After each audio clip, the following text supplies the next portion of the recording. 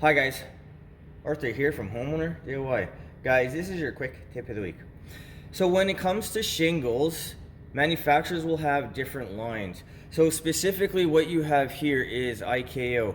So this is Cambridge, which is considered their budget or entry level. This is Dynasty, which is mid-grade. For Tamko, the entry level is Heritage, the mid-grade is Titan. For Owenings Corning, entry is Oak Ridge, mid-grade is Duration.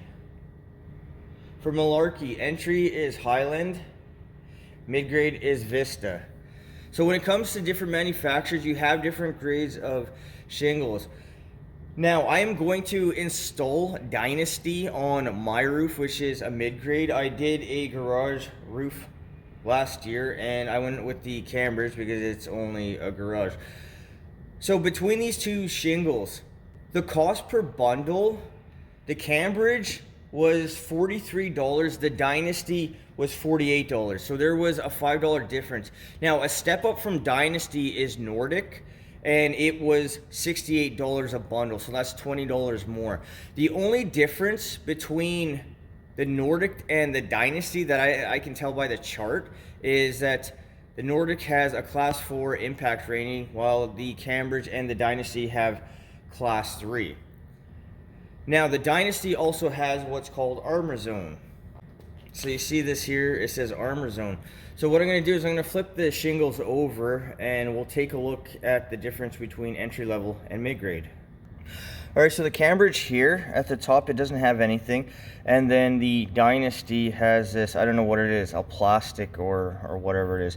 So this is what the Armor Zone is. Otherwise, the common bond between the two, here and here, the Dynasty is about 1/8 of an inch bigger. I mean, it's marginal, but it gives you a little bit more to work with when it comes to hitting the common bond.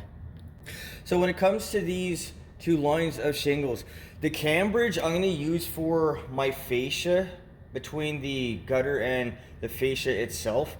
This is entry level. I don't need anything spectacular, but I figured that installing the shingles once will last 20 years instead of having to repaint every 5 or so years.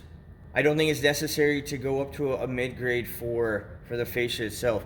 And then for my roof, it'll be the Dynasty. Especially when it comes to a house, if you're going to spend all this time and effort to do your own roof, why wouldn't you just spend $5 more? Now, depending on your area, so in Alberta, which is north of Montana for my American friends, they have severe hail. The hail is like the size of golf balls. If you're in a area where you have a lot of hail and it is quite intense hail, then I would suggest go up to the class 4 impact rating.